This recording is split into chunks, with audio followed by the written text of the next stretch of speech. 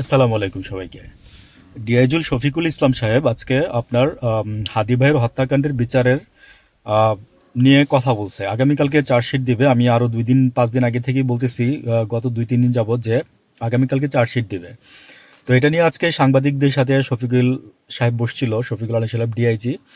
তো উনি বলতেছে যে মানে আসলে কি, আমি ওনার কথাগুলো শুনে বলবো যে একরকম উইথ ডিউ রেসপেক্ট, যে তদন্ত যেখানে ছিল সেখানেই আছে, কিছুই হয় নাই। শুধু 17 জনের নামে আপনারা কালকে চার্জশিট দিবেন। 12 জনকে আপনারা আগেই ধরছেন। আর হচ্ছে আপনারা নতুন করে যে 5 জনের নাম আপনারা বলছেন, তাদের মধ্যে ওই যে আপনার ওয়ার্ড কাউন্সিলর একজন আছে বাপ্পি, তাজুল ইসলাম বাপ্পি। তারপর হচ্ছে ওই নাকি মূল হোতা, ওই নাকি খুন করাইছে। তো আমার মনে হয় যে মানে তার কি স্বার্থ থাকতে পারে এই খুনটার পিছনে? তার উপরে অবশ্যই আরেকজন আছে, তার উপরে অবশ্যই তার গডফাদার আছে। তারপর হচ্ছে তার বোনের জামাই বোন জেসমিন, আর হচ্ছে আপনার যে ফিলিপ। এই কয়েকজনকে তারা ধরতে পারে নাই, কিন্তু আগামীকালকে 17 জনের নামে তারা কালকে চার্জশিট দিবে। তো আসলে কি কোনো অগ্রগতি হয়েছে এই এই এই এই খুনটার? মানে এই যে দেখেন, হাদি ভাই বলে গেছিল একটা কথা।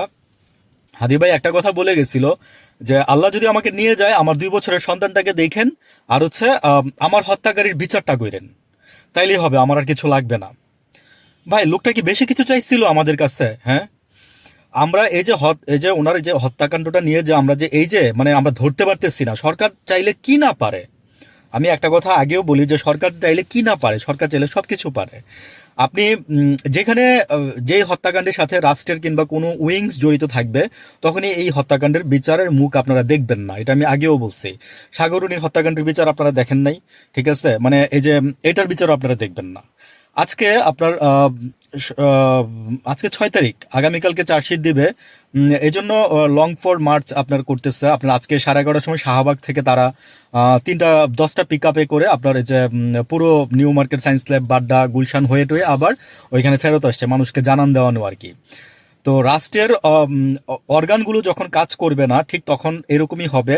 হাদি ভাইয়ের বিচার আদৌ আমরা পাবো কিনা আমি জানি না। মানে আমি বলবো যে পুলিশ বাহিনীর মুখে হাসি। হ্যাঁ, মানে তারা ব্রিফ করতে গিয়ে তারা হাসতেছে বা হাসে। ডিআইজি শফিকুল সাহেব মানে হাসি দিল। তা আমি জানি না যে ভাই, আমাদের কষ্ট লাগে, কিন্তু আপনারা ব্রিফ করতে গিয়ে হাসেন কিভাবে?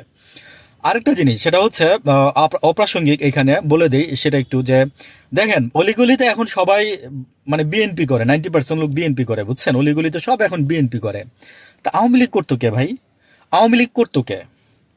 তা আমার একটা কোশ্চেন আমি রেখে গেলাম সবার কাছে। আর হচ্ছে যে হাদির হত্যাকাণ্ডের বিচারটা ভাই, মানে কি বলবো, যে মানে আমি মন থেকে চাই উপরাল্লাহ যেন এর এর বিচার যেন নিশ্চিত করে দেয়।